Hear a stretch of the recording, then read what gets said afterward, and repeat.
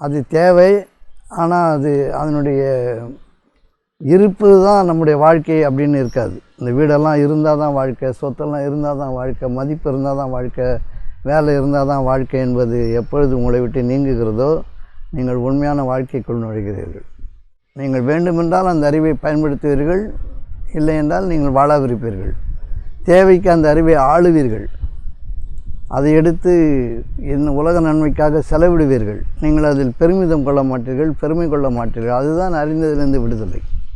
இந்த வாழ்க்கை படிப்பால் ஆனது, ஒழுக்கத்தால் ஆனது, சொத்து பத்துகளால் ஆனது, உறவுகளால் ஆனது, உணவால் ஆனது என்பதெல்லாம் நீங்கள் அறிந்திருக்கிறீர்கள். அதிலிருந்து நீங்கள் விடுதலை பெறுவது என்பது அது உங்களை கட்டுப்படுத்தாது இருப்பது. ஆகவே அறிந்தவற்றிலிருந்து விடுதலை என்பது நீங்கள் எதையெல்லாம் அறிந்திருக்கிறீர்களோ அது உங்களை ஆளாது பார்த்து கொள்வது. ஆகிய உடலை வளர்க்கின்ற உபாயம் அறிந்து நீங்கள் உடம்பை பேணி பாதுகாக்க வேண்டும். நல்லுணவு, நல்ல நடவடிக்கை, நல்லொழுக்கம், நற்செயல்கள், தேவையான அளவிற்கு உழைப்பு, பணியாற்றுதல், சேவை செய்தல், பணிதல், இவையெல்லாம் நீங்கள் அறிந்திருக்க வேண்டும். இவையெல்லாம் நீங்கள் செயல்படுத்த வேண்டிய கட்டாயமான ஒன்று. இப்பொழுது கற்றுக்கொள்பவர்களைப் போல, ஆர்வமிக்கவர்களைப் போல பணிவுடன் நீங்கள் கேட்டு அறிந்து பணிந்து அந்த வேலையை நீங்கள் செய்யும் பொழுது தான் அது உங்களுக்கு சுகமான பயணமாகவோ சுகமான வாழ்க்கையாக அமைகிறது.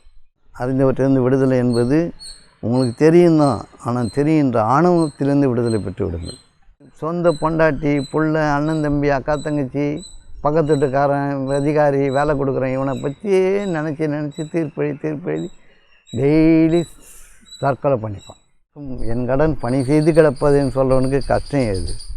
பிறர் மீது கொள்கின்ற வெறுப்பு, ஆதங்கம், அந்த ஆற்றாமை, தாங்க ஒண்ணா தன்மை, பொறுமையில்லா தன்மை, இது எல்லாம் அவனுடைய வாழ்க்கையை காலத்திற்கு எல்லா பிறப்புகளும் 7 பிறப்பும் தீயனாய் அவன் வாழ்கிறான். ஆளுமை என்பது அறிந்திருப்பதை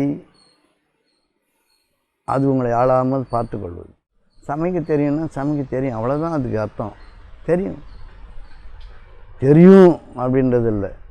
கடமை செய், பலனை எதிர்பார்க்காதுன்னா வேலையை கரெக்டாக செய்துட்டு போக வேண்டியது தானே. அறிவு வாழ்க்கையை சுலபமாக்குறது, லேசாக்குகிறது, நன்மையுடையதாக கேட்கிறது. அந்த அறிவை நான் பெற்றிருக்கிறேன் என்று கொள்வது ஆணவம்.